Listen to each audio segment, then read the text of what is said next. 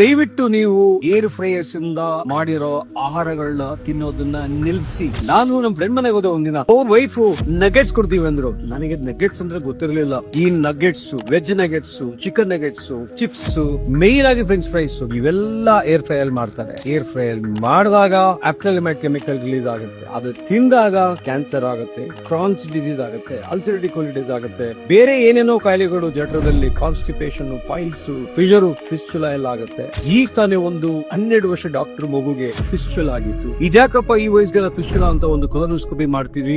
ಆ ಮಗುಗೆ Crohn's disease ಇತ್ತು. ಈ ಕ್ರಾನ್ಸ್ ಡಿಸೀಸ್ ಗೆ ಕಂಪ್ಲೀಟ್ ಆಗಿ ವಾಸಿ ಆಗಲ್ಲ. ಇದು ಇಂಜೆಕ್ಷನ್ ತಗೋತಾ ಇರಬೇಕು, ಕಡಿಮೆ ಆಗತ್ತೆ, ಜಾಸ್ತಿ ಆಗತ್ತೆ, ಕೊನೆಗೆ ಇದು ಕ್ಯಾನ್ಸರ್ ಆಗಿ ಕನ್ವರ್ಟ್ ಆಗಿ ಸಾಯ್ತದೆ. ಸೊ ದಯವಿಟ್ಟು ನೀವು ಈ ಏರ್ ಫ್ರೈಯರ್ಸ್ ಇಂದ ಮಾಡಿರೋ ಆಹಾರಗಳನ್ನ ತಿನ್ನೋದನ್ನ ನಿಲ್ಸಿ. ಹೊರಗಡೆ ಹೋದಾಗಷ್ಟೇ ದಯವಿಟ್ಟು ಇಂಥ ಆಹಾರಗಳು ತಗೋಬೇಡಿ. ಅಂಗಡಿ ಹೋಗ್ತಾರೆ, ಶೆಲ್ಫ್ ನೋಡ್ತಾರೆ, ನಗೆಟ್ಸ್ ನೋಡ್ತಾರೆ, ತನ್ನ ಮನೇಲಿ ಕರೀತಾರೆ. ಇದನ್ನ ಮಾಡಬೇಡಿ ಯಾವುದೇ ಕಾರಣಕ್ಕೂ. ನಿಮ್ಮ ಆರೋಗ್ಯ, ನಿಮ್ ಮಕ್ಕಳ ಆರೋಗ್ಯ, ನಿಮ್ ಕುಟುಂಬದ ಆರೋಗ್ಯ ನಿಮ್ ಕೈಯಲ್ಲಿದೆ, ಏರ್ ಫ್ರೈಯರ್ ಕೈಯಲ್ಲಿ ಅಲ್ಲ.